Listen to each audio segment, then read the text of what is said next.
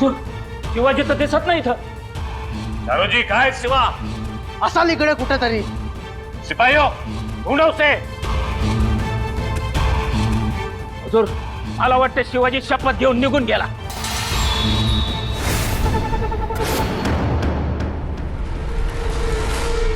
हुजूर, शिवा फरार हो गया.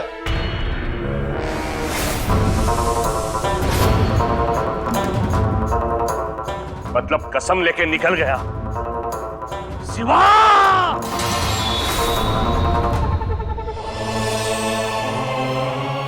आयुष्यमान भव.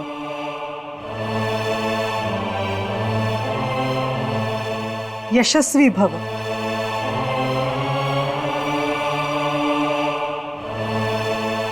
विजयी भव. अहो साहेब, आम्ही यशस्वी झालो फक्त तुमच्यामुळं. आणि विजय बी झालो बघा. आज खूप मोठी गोष्ट घडली. शिवबानी रक्ताचा अभिषेक रायरेश्वरावर केला आणि तिकडे कैलासी महादेवाची जटा लाल झाली असणार. तुम्ही इथे हर हर महादेव अशी गर्जना केली तर तिकडे महादेवानी भाळचा तिसरा नेत्र उघडला असणार. तुम्ही इथे ढोलताशे वाजवले तर तिकडे कैलासी महादेवानं तांडव केला असणार. राणीसाहेब, हे खरं की ते अग्निदिव्यच होतं. कैलासीचा राणा तांडव करेल, परंतु विजापूरचा बादशाह थयथयाट करेल त्याचं काय? स्वराज्याची शपथ घेतली गेली, रक्ताचा अभिषेक केला गेला. ही नव्या पर्वाची सुरुवात आहे राणीसाहेब. परंतु आता आदिलशाह मराठ्यांच्या रक्तासाठी आसुसलेला असणार. तो आता गप्प बसणार नाही. राणीसाहेब, आपल्याला सावध राहायला पाहिजे, कारण शपथाच्या खबरा आता विजापुरी पोहोचल्या असतील. कदाचित ते फौज पाठवतील. एखादा बडा सरदार पाठवतील. आता आपल्याला सावधपणे पावलं उचलायला हवीत.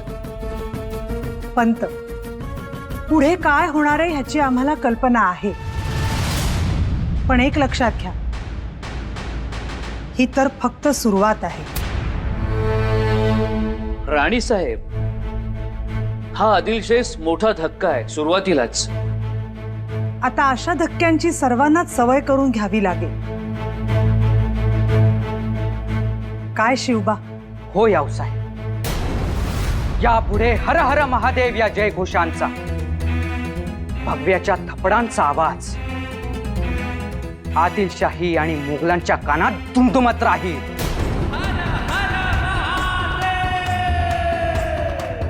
आम्ही आपणास वचन देतो. हर हर महादेव.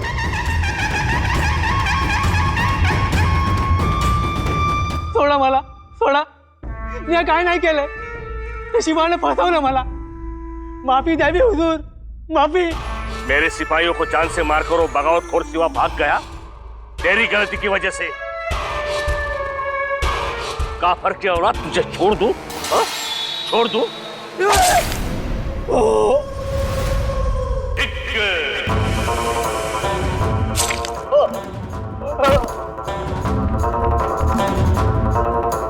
माफी चाहिए, माफी चाहिए.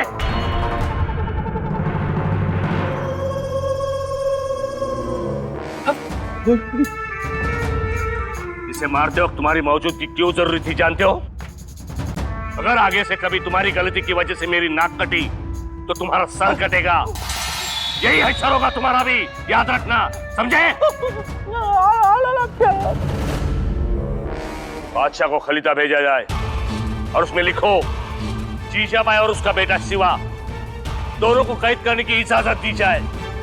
अगर इसमें किसी ने दखलंदाजी करने की कोशिश की तो उसे भी जान से मारने की इजाजत दी जाए.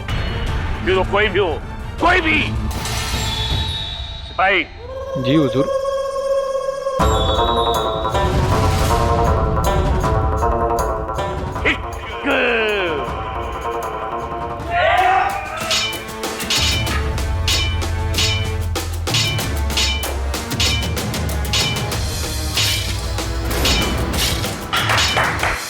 थांबा थांबा या शिवबा.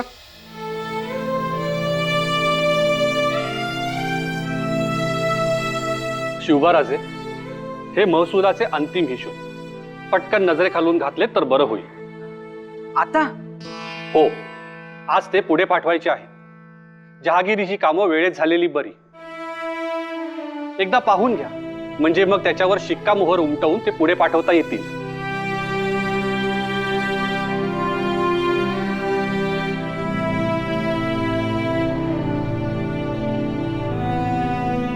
पोरांनी बी कातच टाकली बघा.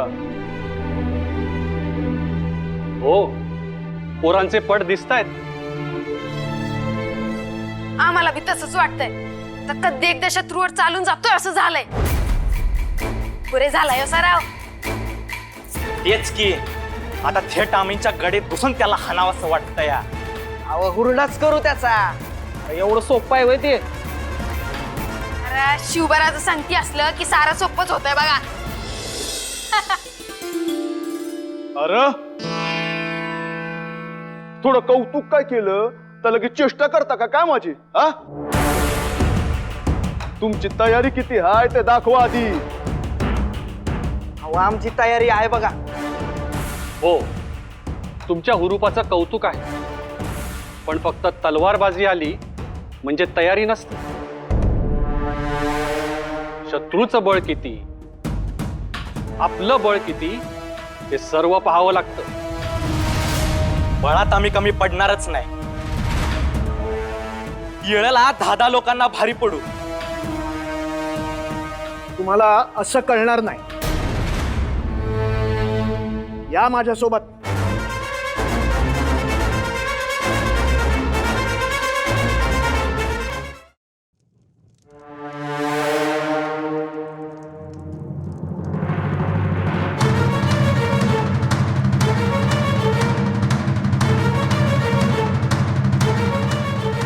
माणकोजी,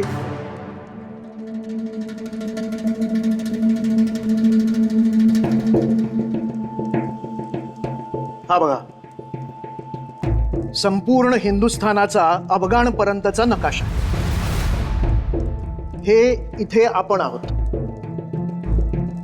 ही आहे शहाजीराजे महाराज साहेबांची जहागीर आणि हा 12 मावळ. ही इकडे आदिलशाही. कल्याण भिवंडीपासून अगदी पार जिंजीपर्यंत ही मांजरा नदी आणि खाली कावेरी पर्यंतचा प्रदेश ही सर्व आदिलशाही. आणि आपलं 12 मावळ हा आदिलशाहीतलाच एक प्रदेश. आणि इथे ही कुतुबशाही. उदगीर, रामगीर, कोलस इथपासून भागानगर अर्थात हैदराबाद.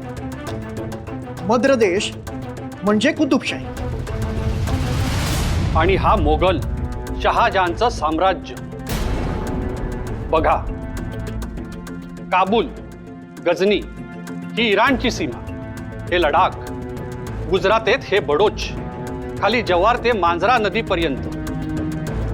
इकडे गोरखपूर पासून त्रिपुरा खाली समुद्रापर्यंत. श्रीकाकुलम, केवढं मोठं साम्राज्य आहे ते बघा मोगलांचं. थोडक्यात सांगायचं म्हणजे आपली जहागीर शेंगदाणा समजलं आणि आदिलशाही जर मोसंबी एवढी समजली, मुघलशाही मोठा भोपळा समजावी. शहाजहान बादशहाकडे एकूण 14,449 मनसबदार आहेत आणि त्यापैकी 7,000 हे जहागीरदार आहेत.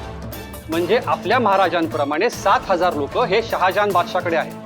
तसेच 300 लोक हे आदिलशहाकडे आहेत. एकूण आदिलशाहीत 30 परगणे म्हणजे चाकण परगणा, वाई परगणा, पुणे परगणा अशी 30 परगणे. त्यात आपलं एक पुणे परगणा. सध्या आदिलशाह बादशहाकडे 2 लाखापेक्षा जास्त सैन्य आहे.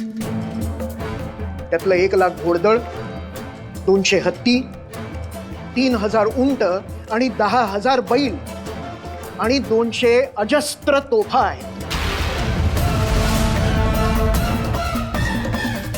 आणि मुघलांकडे एकूण 10 लाखापेक्षा जास्त सैन्य आहे. 4 लाख घोडदळ, हजारो हत्ती, हजारो उंट आणि तोफांची आणि किल्ल्यांची तर गणतीच नाही.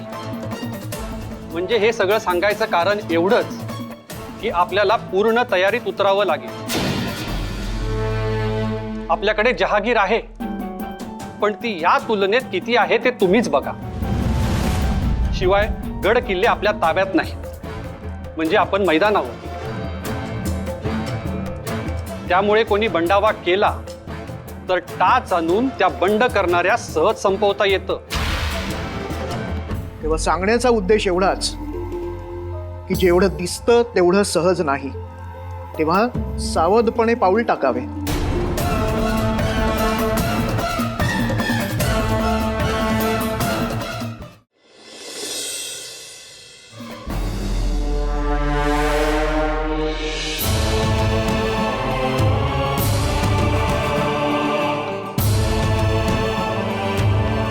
शिवबा,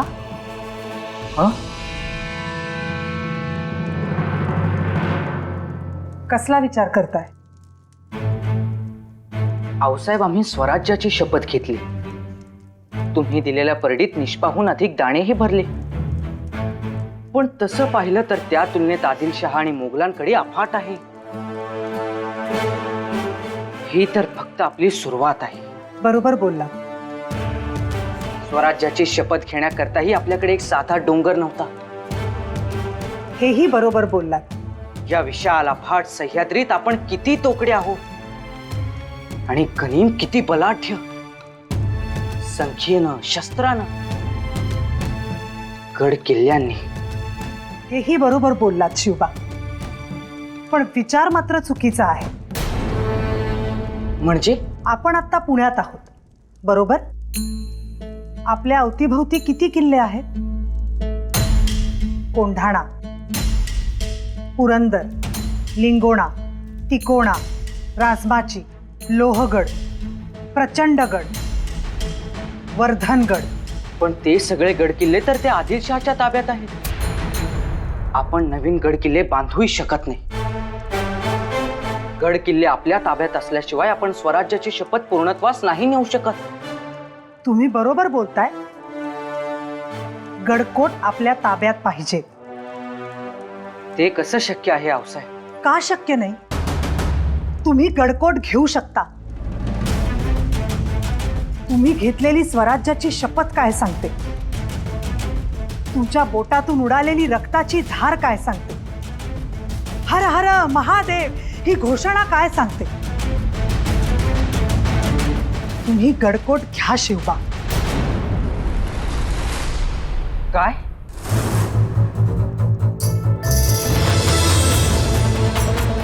आत्ता हे सगळं अवघड वाटतंय शिवबा,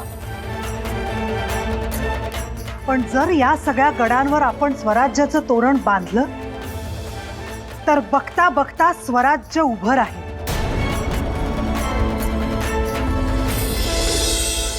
ठरलं आऊसाहेब, स्वराज्याचं तोरण आम्ही बांधणारच. तुम्ही एक गड निवडा. प्रचंडगड. तुम कामयाब नहीं हुए, सच या झूठ? वो हम सच या झूठ? सच. तुमने शिवा को नहीं मारा, सच या झूठ? सच. उसने कसम खाई और तुम चुपचाप देखते रहे, सच या झूठ? सच. ये आंखें किस काम की? वजीर आला, एक मौका और दीजिए. इस बार मैं जरूर कामयाब हो जाऊंगा. सच. नसीब के सिकंदर हो. बादशाह सलामत बीमार है इसलिए बच गए, नहीं तो आज ही तुम्हारा कत्ल होने वाला था. सर की माफ वजीर आला, लेकिन मैं आपका आदमी हूं.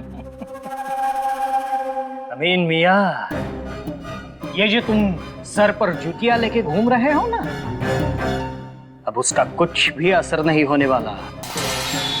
अब बड़ी बेगम का अमल शुरू होने वाला है, और बड़ी बेगम मतलब आग का दरिया.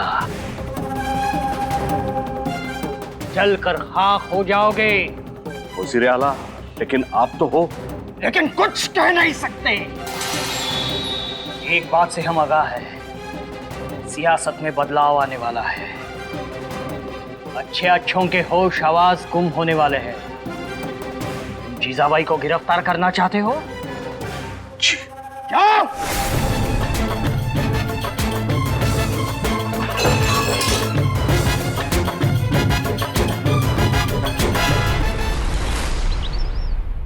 राणी साहेब, आम्हा सगळ्यांना तातडीने बोलवण्याचं कारण?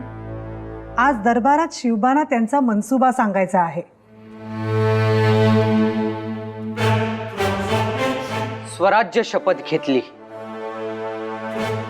आऊसाहेबांच्या आशीर्वादाने हे आपलं पहिलं पाऊल होतं.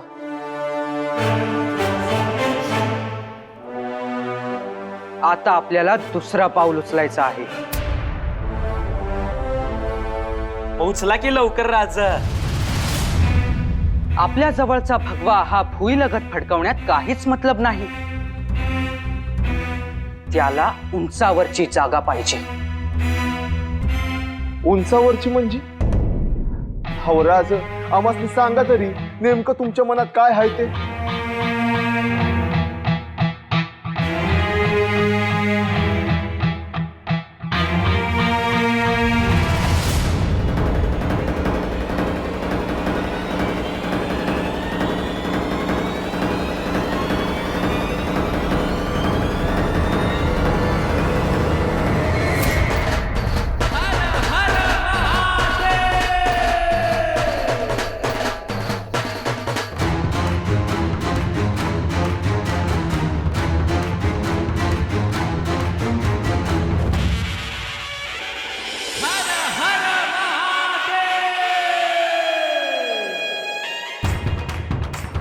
हर हर महादेव! हर हर महादेव. याचा अर्थ आपण प्रचंड गडावर भगवा फडकवणार. होय. शुभराजे, आपण पूर्णतः विचार केलाय ना? होय पंत. आम्ही प्रचंड गडावर भगवा फडकवणार. मला हे मान्य नाही.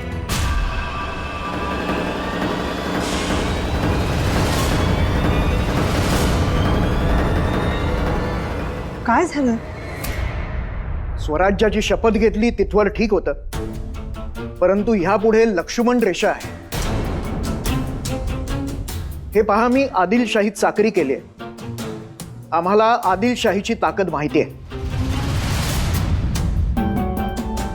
तोफेच्या एका सरबत्तीनं हा सगळा खेळ आसमानात उडवून देण्याची धमक आहे आदिलशाही. तेव्हा नको ते साहस करू नका. आणि केलंच साहस तर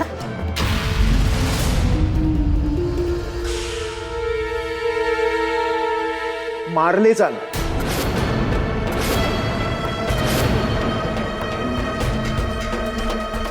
जिवंत तरी कोण आहे पंत?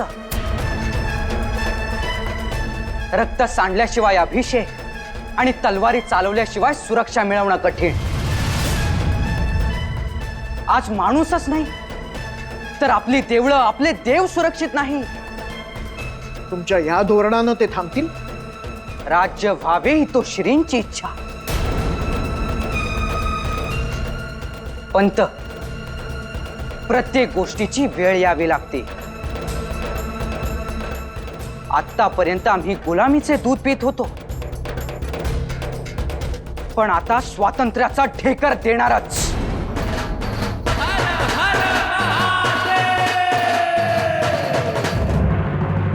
आदिलशहा निर्वंश करणारा आहे. आपले महाराज आदिलशहाच्या दरबारी आहेत. त्यांच्या जीवाला धोका संभवतो. तेव्हा जरा सबुरीनं घ्या. प्रचंड गडावर जर भगवा फडकवलात तर ते सरळ सरळ आव्हान ठरेल आदिलशाहीला. होय, आव्हानच समजावं त्यांनी. राणीसाहेब, आपण गप्प का? तुम्हाला हे असं स्वराज्य हवंय की शहाजी राजांची खुशहाली हवी?